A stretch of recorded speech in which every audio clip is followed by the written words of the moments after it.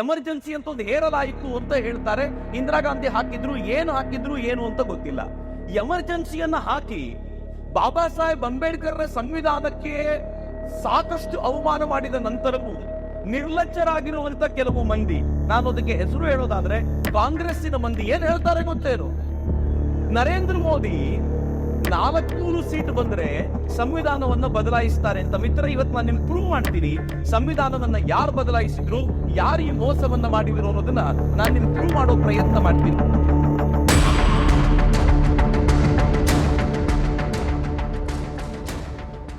ಬದಲಾದ ಪರಿಸ್ಥಿತಿಗೆ ತಕ್ಕಂತೆ ಪರಿಷ್ಕರಣೆ ಮತ್ತು ಹೊಂದಾಣಿಕೆಗೆ ಒಳಪಡೋದು ಸಂವಿಧಾನದ ಅವಿಭಾಜ್ಯ ಅಂಗ.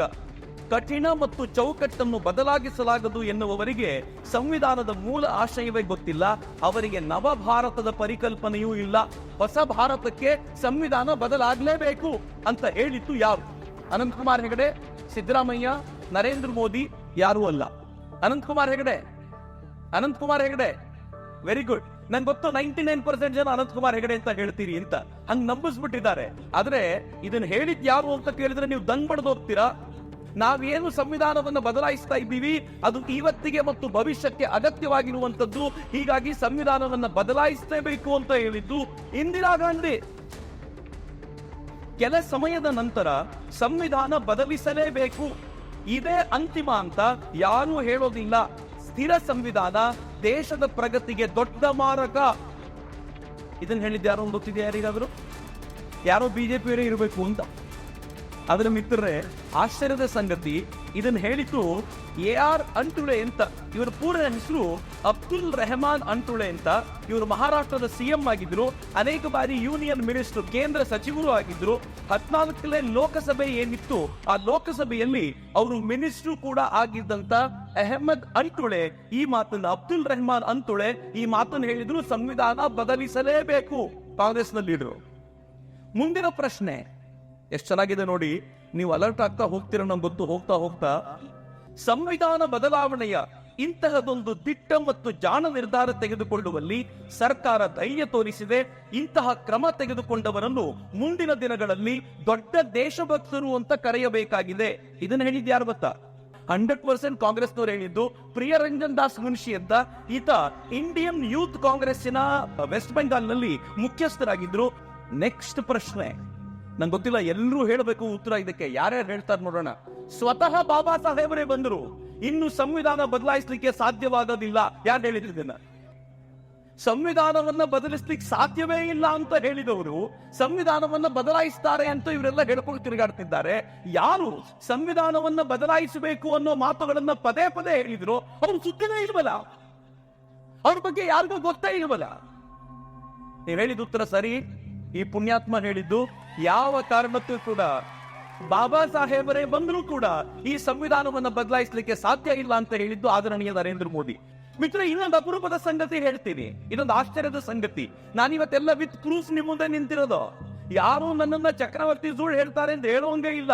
ಯಾರಾದ್ರೂ ಚರ್ಚೆಗೆ ಬರೋರಿದ್ರೆ ಅವ್ರ ಜೊತೆ ಕೂತ್ಕೊಂಡು ಚರ್ಚೆ ಮಾಡ್ಲಿಕ್ಕೆ ಸಿದ್ಧ ಅಂತಾನೆ ಎದುರಿಗೆ ಬಂದು ಒಳ್ಳೆ ಇಷ್ಟ. ಮಿತ್ರ, ಅಲ್ಲಿ ಮೇಲ್ ಕಾಣ್ತಾನಲ್ಲ ಲೆಫ್ಟ್ ಸೈಡ್ ನಲ್ಲಿ, ಆತನ ಹೆಸರು ಎಡ್ವರ್ಡ್ ಜೆನ್ನಿಂಗ್ಸ್ ಅಂತ. ಯಾರ್ಯಾರು ದಲಿತರು ಜವಾಹರ್ಲಾಲ್ ನೆಹರೂನ ತಲೆ ಮೇಲೆ ಹೊತ್ಕೊಂಡು ತಿರುಗಾಡ್ತಿದ್ದಾರೋ, ಬಾಬಾ ಸಾಹೇಬ್ ಅಂಬೇಡ್ಕರ್ ಕುರಿತಂತೆ ಜವಾಹರ್ಲಾಲ್ ನೆಹರು ಭಾರಿ ದೊಡ್ಡ ಕೆಲಸ ಮಾಡಿದ್ರು ಅಂತ ಅವರೆಲ್ಲರೂ ಕೇಳಿಸ್ಕೊಳ್ಬೇಕಾಗಿರೋ ಮಾತು. ಬರೀ ದಲಿತರ ಮಾತಲ್ಲ, ನಾನು ಮತ್ತು ನೀವು ಪ್ರತಿಯೊಬ್ಬರು ತಿಳ್ಕೊಳ್ಬೇಕಾಗಿರೋ ಮಾತು. ಎಡ್ವರ್ಡ್ ಜೆನ್ನಿಂಗ್ಸ್ ಆತ ಸಂವಿಧಾನ ಬರೆಯೋದರಲ್ಲಿ ಎಕ್ಸ್ಪರ್ಟ್ ಅಂತ ಜವಾಹರ್ಲಾಲ್ ನೆಹರು ಮಹಾತ್ಮ ಗಾಂಧೀಜಿಯವರ ಹತ್ರ ಹೋಗಿ ಹೇಳಿದ್ರು, ಅವನೊಬ್ಬ ಬ್ರಿಟಿಷರು, ಅವನು ತುಂಬಾ ಚೆನ್ನಾಗಿ ಸಂವಿಧಾನವನ್ನು ಬರೀತಾನೆ, ನಮ್ಮ ದೇಶದ ಸಂವಿಧಾನ ಬರೀಲಿಕ್ಕೂ ಅವನನ್ನೇ ಕರ್ಕೊಂಡು ಬರೋಣ ಅಂತ ಕೇಳಿದ್ರು ಜವಾಹರ್ಲಾಲ್ ನೆಹರು. ಮಹಾತ್ಮ ಗಾಂಧಿ ಏನಂದ್ರು ಗೊತ್ತಾ? ಕಷ್ಟಪಟ್ಟು ಅವರನ್ನು ಓಡಿಸಿದ್ದೀವಿ, ಮುಂದೆ ದೇಶ ಹೇಗೆ ನಡೆಸಬೇಕು ಅಂತ ಅವ್ರ ಹತ್ರ ಕೇಳಬೇಕಾ? ನನ್ನ ದೇಶದಲ್ಲಿ ಬಾಬಾ ಸಾಹೇಬ್ ಅಂಬೇಡ್ಕರ್ ಅಂತ ಎಕ್ಸ್ಪರ್ಟ್ ಇರುವಾಗ ನಾವು ಎಡ್ವರ್ಡ್ ಜೆನ್ನಿಂಗ್ಸ್ ನ ಮಾತು ಕೇಳಬೇಕಾಗಿದ್ಯಾ ಅಂತ ಜವಾಹರ್ಲಾಲ್ ನೆಹರೂರನ್ನ ಬೈದು ಬಾಬಾ ಸಾಹೇಬ್ ಅಂಬೇಡ್ಕರ್ ಕೈಯಲ್ಲಿ ಸಂವಿಧಾನ ರಚನೆಯ ಜವಾಬ್ದಾರಿ ಇರಲಿಕ್ಕೆ ಕಾರಣವಾಗಿದ್ದು ಮಹಾತ್ಮ ಗಾಂಧೀಜಿ, ಜವಾಹರ್ಲಾಲ್ ನೆಹರು ಅಲ್ಲ. ಜವಾಹರ್ಲಾಲ್ ನೆಹರು 16 ಬಾರಿ ಸಂವಿಧಾನ ತಿದ್ದುಪಡಿ ಮಾಡಿದ್ರು, 16 ಬಾರಿ. ಇಂದಿರಾ ಗಾಂಧಿ 32ಕ್ಕೂ ಹೆಚ್ಚು ಬಾರಿ ತಿದ್ದುಪಡಿ ಮಾಡಿದ್ರು. ರಾಜೀವ್ ಗಾಂಧಿ 10 ತಿದ್ದುಪಡಿಗಳನ್ನು ಮಾಡಿದ್ರು. ಒಟ್ಟಾರೆ ಒಂದೇ ಮನೆಯವರು 58 ತಿದ್ದುಪಡಿಗಳನ್ನ ಸಂವಿಧಾನಕ್ಕೆ ತಂದ್ರು. ಒಂದೇ ಮನೆಯವರು. ಲಾಲ್ ಬಹದ್ದೂರ್ ಶಾಸ್ತ್ರಿ 1 ತಿದ್ದುಪಡಿ, PV ನರಸಿಂಹರಾವ್ 10 ತಿದ್ದುಪಡಿ, ಮನಮೋಹನ್ ಸಿಂಗ್ 6 ತಿದ್ದುಪಡಿ, ಒಟ್ಟು ಕಾಂಗ್ರೆಸ್ 75 ತಿದ್ದುಪಡಿಗಳನ್ನ ಸಂವಿಧಾನಕ್ಕೆ ಮಾಡಿತು. ಗಮನ ಇಡಬೇಕಾಗಿರುವಂತ ಸಂಗತಿ. ಆದ್ರೆ ಆಶ್ಚರ್ಯದ ಸಂಗತಿ ನಿಮ್ಗೆ ಹೇಳ್ತೀನಿ, ಇದಕ್ಕೆ ಎದುರಾಗಿ ಮೊರಾರ್ಜಿ ದೇಸಾಯಿ 2 ತಿದ್ದುಪಡಿ, VP ಸಿಂಗ್ 6, ಚಂದ್ರಶೇಖರ್ 1 ಮತ್ತು ಅಟಲ್ ಬಿಹಾರಿ ವಾಜಪೇಯಿ 14 ತಿದ್ದುಪಡಿಗಳನ್ನ ಮಾಡಿದ್ರು. ಈಗ 10 ವರ್ಷಗಳ ಕಾಲ ಪ್ರಧಾನಮಂತ್ರಿಯಾಗಿದ್ದಂತ ನರೇಂದ್ರ ಮೋದಿ ಎಷ್ಟು ತಿದ್ದುಪಡಿ ಮಾಡಿದ್ದಾರೆ ಗೊತ್ತಿದೆಯಾ ಯಾರಿಗಾದ್ರು? ಅಟಲ್ಜಿ 6.5 ವರ್ಷ, ಅವ್ರು 14 ತಿದ್ದುಪಡಿ. 15-16 ವರ್ಷಗಳ ಕಾಲ ಇದ್ದಂತ ಇಂದಿರಾ ಗಾಂಧಿ 32ಕ್ಕೂ ಹೆಚ್ಚು ತಿದ್ದುಪಡಿ. ನರೇಂದ್ರ ಮೋದಿ ಎಷ್ಟು ಮಾಡಿದ್ದಾರೆ ಅಂದರೆ ಗಾಬರಿ ಆಗ್ತೀರಾ ನೀವು. ಇದುವರೆಗೂ ನರೇಂದ್ರ ಮೋದಿ 8 ತಿದ್ದುಪಡಿಗಳನ್ನು ಮಾತ್ರ ಮಾಡಿದ್ದಾರೆ. ಅದರಲ್ಲಿ 1 ತಿದ್ದುಪಡಿ ಯಾವುದು ಗೊತ್ತಾ? ಈ ಮೀಸಲಾತಿಯನ್ನ ಇನ್ನೂ 10 ವರ್ಷಗಳ ಕಾಲ ಮುಂದುವರಿಸಬೇಕು ಅನ್ನೋದು ಕೂಡ ಒಂದು ತಿದ್ದುಪಡಿ ಸೇರಿದ್ರೆ ನರೇಂದ್ರ ಮೋದಿ ಅವರು 8 ತಿದ್ದುಪಡಿಗಳನ್ನು ಮಾಡಿದ್ದಾರೆ. ಮತ್ತು ಕಾಂಗ್ರೆಸ್ ಹೇಳಿದ್ದೇನು ಎಲೆಕ್ಷನ್ ಟೈಮ್ ನಲ್ಲಿ? ನರೇಂದ್ರ ಮೋದಿ ಬಂದ್ಬಿಟ್ರೆ ಸಂವಿಧಾನ ಬದಲಾಯಿಸ್ತಾರೆ, ಅವ್ರು ತಿದ್ದುಪಡಿ ಮಾಡ್ಲಿರಲ್ಲ. ಆದ್ರೆ ನಮ್ಗೆ ಯಾರಿಗೂ ಮಾಹಿತಿ ಇಲ್ಲದೆ ಹೋಗಿದ್ದರಿಂದ ನಾವು ಅದ್ರ ಬಗ್ಗೆ ಪ್ರಶ್ನೆ ಮಾಡಲಿಲ್ಲ. ಆದ್ರೆ ಇಡೀ ಸಂವಿಧಾನದ ತಿದ್ದುಪಡಿ ನನಗಿರುವಂತ ಆಕ್ಷೇಪ ಯಾವುದು ಅಂತ ನಾನು ಹೇಳ್ತೀನಿ. ನಾನು ಇದನ್ನ ಸಂವಿಧಾನದ ಮಾನಾಪಹರಣ ಮತ್ತು ಬಾಬಾ ಸಾಹೇಬರ ಅವಮಾನ ಅಂತ ಕರೆಯಲಿಕ್ಕೆ ಇಚ್ಛೆ ಪಡ್ತೀನಿ. ಯಾಕೆ ಗೊತ್ತೇ? ಇಡೀ ಸಂವಿಧಾನದ ಮೂಲ ಆಶಯ ಎಲ್ಲಿದೆ ಅಂತ ಕೇಳಿದ್ರೆ ಪ್ರಿಯಾಂಬಲ್ ನಲ್ಲಿದೆ. ಪ್ರಿಯಾಂಬಲ್ ಅಂದ್ರೆ ಪೀಠಿಕೆ ಅಂತ ನಾವು ಕರಿತೀವಿ. ಈ ರಾಜ್ಯದ ಮುಖ್ಯಮಂತ್ರಿ ಸಿದ್ದರಾಮಯ್ಯನವರು ನಮ್ಮೆಲ್ಲರಿಗೂ ನಮ್ಮ ಶಾಲಾ ಮಕ್ಕಳನ್ನು ಕೂರಿಸ್ಕೊಂಡು ಎಲ್ಲರೂ ಪೀಠಿಕೆ ಓದಿ ಎಂದ್ರು. ನಮ್ಮ ಮೇಷ್ಟ್ರಿಗಳು ಪೀಠಿಕೆ ಓದಿಸಿದ್ರು.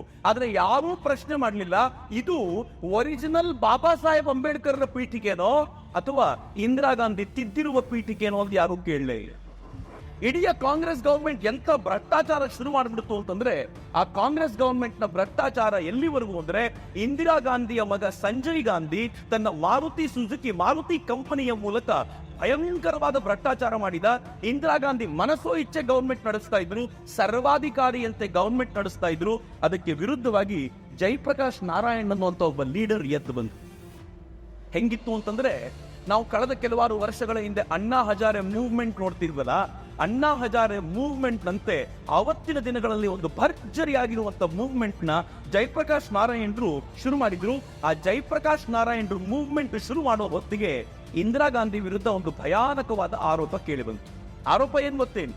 ಇಂದಿರಾ ಗಾಂಧಿಯವರು ತಾವು ತಮ್ಮ ಚುನಾವಣೆಯನ್ನ 1 ಲಕ್ಷ ವೋಟಿಂಗ್ ಲೀಡ್ ನಲ್ಲಿ ಗೆದ್ದಿದ್ದಾರಲ್ಲ, ಹಾಗೆ ಗೆಲ್ಲಬೇಕು ಅಂತಂದ್ರೆ ಸರ್ಕಾರವನ್ನೇ ಬಳಸಿದ್ದಾರೆ, ಸರ್ಕಾರದ ಮೆಷಿನರಿಯನ್ನು ಬಳಸಿದ್ದಾರೆ ಅಂತ ಇಂದಿರಾ ಗಾಂಧಿಯ ವಿರುದ್ಧ ಕ್ಯಾಂಡಿಡೇಟ್ ಆಗಿದ್ದು ಅಲಹಾಬಾದ್ ಕೋರ್ಟಿಗೆ ಹೋದ್ರು. ಅಲಹಾಬಾದ್ ಕೋರ್ಟ್ ಮುಲಾಜು ನೋಡ್ಲಿಲ್ಲ. ಅವತ್ತಿನ ಜಡ್ಜ್ಗಳು ಅಷ್ಟು ಬಲವಾಗಿದ್ರು ಅಂತ ಅನ್ಸುತ್ತೆ. ಅವ್ರು ಏನ್ ಮಾಡಿದ್ರು ಅಂತಂದ್ರೆ, 12 ಜೂನ್ 1975ಕ್ಕೆ ಜೂನ್ 12, 1975ಕ್ಕೆ ಇಂದಿರಾ ಗಾಂಧಿ ವಿರುದ್ಧ ಅಲಹಾಬಾದ್ ಹೈಕೋರ್ಟ್ ಒಂದು ತೀರ್ಪು ಕೊಟ್ಟು ಏನ್ ಹೇಳ್ತು ಅಂತಂದ್ರೆ, ಇಂದಿರಾ ಗಾಂಧಿ ಇನ್ನು ಮುಂದೆ ಪ್ರೈಮ್ ಮಿನಿಸ್ಟರ್ ಆಗಿರಬಾರ್ದು. ಪ್ರೈಮ್ ಮಿನಿಸ್ಟರ್ ಆಗಿರ್ಬೇಕು ಅಂತಂದ್ರು ಅವ್ರು ಹೇಗಿರ್ಬೇಕು ಅಂತಂದ್ರೆ, ಅವರು ಆಫೀಸ್ಗೆ ಹೋಗ್ಬೇಕು, ಅವರು ಅದ್ರಲ್ಲಿ ಕೂತ್ಕೋಬೇಕು, ವೋಟ್ ಮಾಡುವಂತಿಲ್ಲ, ಅವ್ರು ಏನು ಮಾತನಾಡುವಂತಿಲ್ಲ ಸಂಸತ್ನಲ್ಲಿ ಅಂತ ಅವ್ರಿಗೆ ಹೇಳಿ ಅವಳನ್ನ 6 ವರ್ಷಗಳ ಕಾಲ ಆಕೆಯನ್ನ ಇದರಿಂದ ಆಚೆ ಹಿಡಿತು. ಇನ್ನು ಮುಂದೆ ಎಲೆಕ್ಷನ್ ನಿಂತ್ಕೋಬಾರ್ದು ಅಂತ ಅಲಹಾಬಾದ್ ಉಚ್ಚ ನ್ಯಾಯಾಲಯ ಹೇಳ್ತು. ಇಂದಿರಾ ಗಾಂಧಿಗೆ ಎಲೆಕ್ಷನ್ಗೆ ನಿಂತ್ಕೊಳ್ಬಾರ್ದು ಅಂತ ಅಲಹಾಬಾದ್ ಉಚ್ಚ ನ್ಯಾಯಾಲಯ ಹೇಳ್ತು. ಹಂಗ ಹೇಳಿದ ತಕ್ಷಣ ಈ ಕಾಂಗ್ರೆಸ್ನವ್ರು ಏನ್ ಮಾಡಿದ್ರು ಅಂತಂದ್ರೆ, ಸುಪ್ರೀಂ ಕೋರ್ಟ್ ಹೋಗ್ಲಿಕ್ಕೆ ಸ್ವಲ್ಪ ಟೈಮ್ ಕೊಡಿ ಅಂತ ಒಂದು 10-12 ದಿನ ಕೇಳ್ಕೊಂಡ್ರು. 24ನೇ ತಾರೀಕು ಸುಪ್ರೀಂ ಕೋರ್ಟ್ ನಲ್ಲಿ ಮಾತುಕತೆ ಇತ್ತು. ಜೂನ್ 12ಕ್ಕೆ ಅಲಹಾಬಾದ್ ಹೈಕೋರ್ಟ್ ಆರ್ಡರ್ ಆಯ್ತು.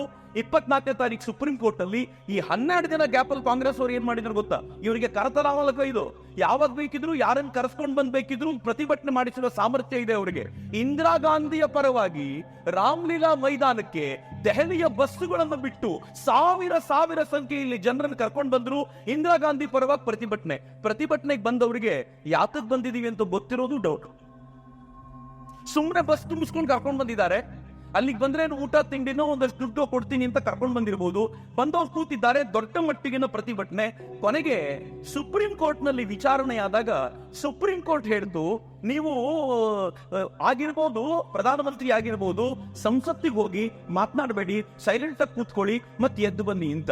ಇದರ ವಿರುದ್ಧ 25ನೇ ತಾರೀಕು ರಾಮ್ಲೀಲಾ ಮೈದಾನದಲ್ಲಿ ಪ್ರತಿಪಕ್ಷಗಳು ದೊಡ್ಡ ಪ್ರತಿಭಟನೆ ಮಾಡಿವೆ. ಎಷ್ಟು ದೊಡ್ಡ ಪ್ರತಿಭಟನೆ ಅಂತಂದ್ರೆ ಇಡೀ ದೇಶ ಸಹಜವಾಗಿ ಇಂದಿರಾ ಗಾಂಧಿ ವಿರುದ್ಧ ಕುತ್ತು ನಿಂತ್ಕೊಳ್ತು, ಹೇಗಾದ್ರೂ ಮಾಡಿ ಆಕೆ ಕೆಳಗಿಳಿಬೇಕು ಅಂತ. ಈ ಪರಿಯ ಅನ್ಯಾಯವನ್ನ ಸಹಿಸಲಿಕ್ಕೆ ಸಾಧ್ಯವಾಗದಿಲ್ಲ ಅಂತ ಇಂದಿರಾ ಗಾಂಧಿ ಕುದಿತಾ ಇದ್ರು. ಏನ್ ಮಾಡಬೇಕು ಅಂತ ಅವ್ರಿಗೆ ಗೊತ್ತಿಲ್ಲ. ತಕ್ಷಣ ಏನ್ ಮಾಡಿದ್ರು, ಈ ಮಾತು ನಿಮಗೆ ಗಾಬರಿ ಅನ್ಸುತ್ತೆ ಮಿತ್ರರೇ, ತನ್ನ ಅತ್ಯಂತ ಆಪ್ತನಾಗಿದ್ದ ಪಶ್ಚಿಮ ಬಂಗಾಳದ ಮುಖ್ಯಮಂತ್ರಿಯನ್ನ ಇಂದಿರಾ ಗಾಂಧಿ ಕರೆಸ್ಕೊಂಡು ಎಲ್ಲ ರಿಪೋರ್ಟ್ ತಗೊಂಡ್ರು ಏನ್ ನಡೀತಿದೆ ಅಂತ. ಈ ದೇಶದ ಜನ ನನ್ನ ವಿರುದ್ಧ ಮಾತಾಡ್ತಾ ಇದ್ದಾರಾ ಅಂತ ಕೇಳಿದ ಇಂದಿರಾ ಗಾಂಧಿ ಏನ್ ಹೇಳಿದ್ರಂತೆ ಗೊತ್ತಾ? ಭಾರತಕ್ಕೆ ಶಾಕ್ ಟ್ರೀಟ್ಮೆಂಟ್ ಬೇಕಿದೆ ಎಂದನಂತೆ ಇಂದಿರಾ ಗಾಂಧಿ.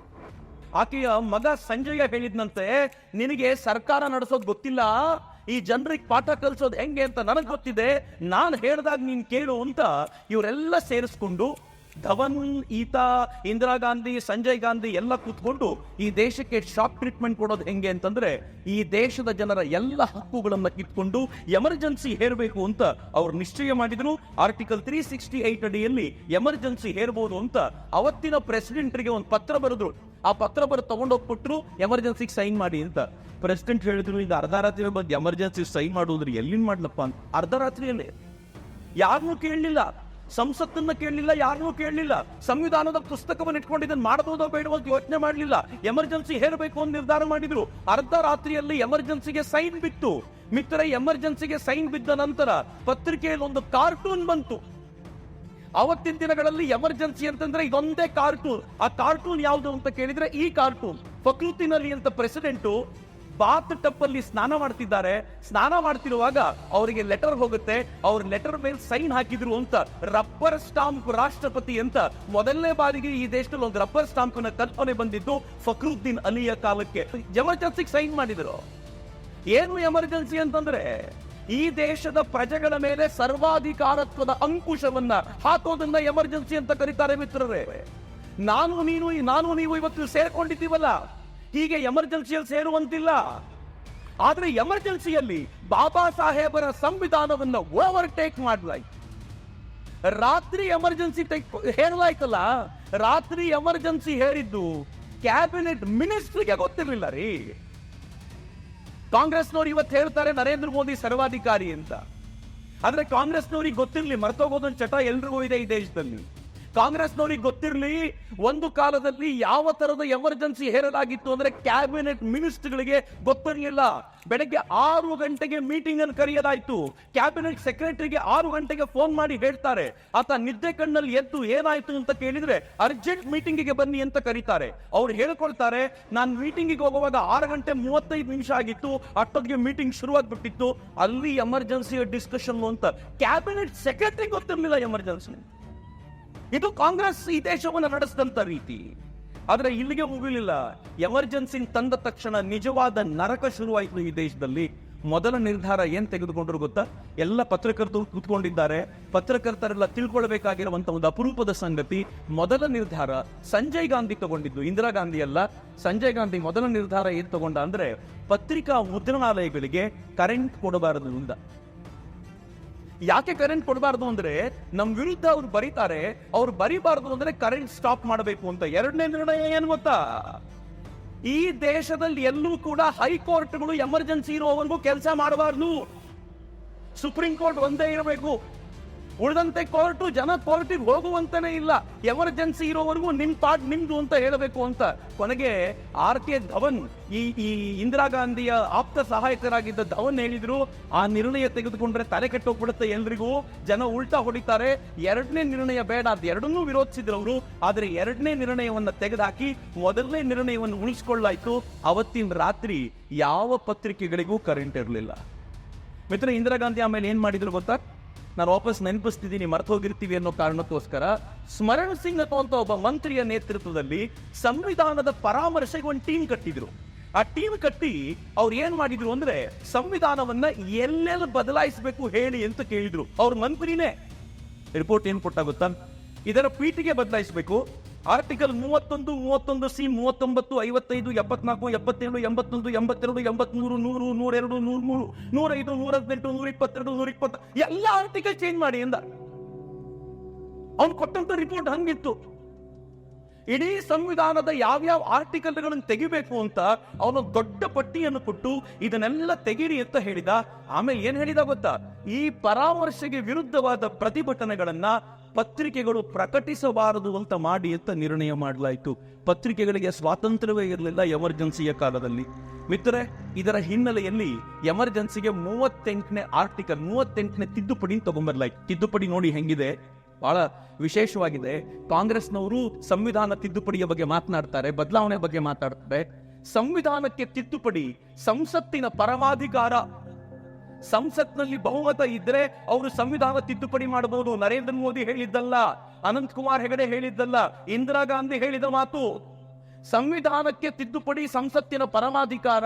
ಅದನ್ನು ಯಾರೂ ಪ್ರಶ್ನಿಸುವಂತಿಲ್ಲ, ನ್ಯಾಯಾಂಗದಲ್ಲೂ ಕೂಡ ಕೇಳುವಂತಿಲ್ಲ. ಈ ಕುರಿತ ಪ್ರಶ್ನೆಯ ಅರ್ಜಿ ವಿಚಾರಣೆಗೆ ಉಚ್ಚ ನ್ಯಾಯಾಲಯಗಳು, ಹೈಕೋರ್ಟ್ಗಳು ಅರ್ಜಿಯನ್ನೇ ತೆಗೆದುಕೊಳ್ಳುವಂತಿಲ್ಲ.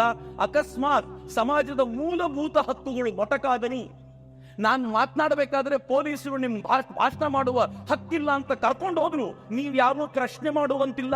ಸಂವಿಧಾನ ಕೊಟ್ಟಂತ ಸಂವಿಧಾನದ ತಿದ್ದುಪಡಿ. ಯಾವ ಬಾಬಾ ಸಾಹೇಬರು ಮೂಲಭೂತ ಹಕ್ಕುಗಳನ್ನ ನಮಗೆ ಕೊಟ್ಟು ಇದು ಈ ದೇಶದ ಜನರ ಅಧಿಕಾರ ಅಂತ ಹೇಳಿದ್ರು, ಆ ಮೂಲಭೂತ ಹಕ್ಕುಗಳನ್ನೇ ಕಿತ್ಕೊಳ್ಳಲಾಗಿತ್ತು.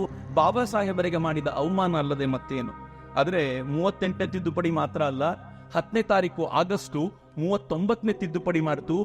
ಏನ್ ಅರ್ಜೆಂಟ್ ಇತ್ತು ಅಂದ್ರೆ 11ನೇ ತಾರೀಕು ಸುಪ್ರೀಂ ಕೋರ್ಟ್ ನಲ್ಲಿ ಈಕೆ ಮಾಡಿದ ಅಕ್ರಮದ ಬಗ್ಗೆ ಚರ್ಚೆ ಇತ್ತು, ಎಲೆಕ್ಷನ್ ಅಕ್ರಮದ ಬಗ್ಗೆ ವಿಚಾರಣೆ ಇತ್ತು.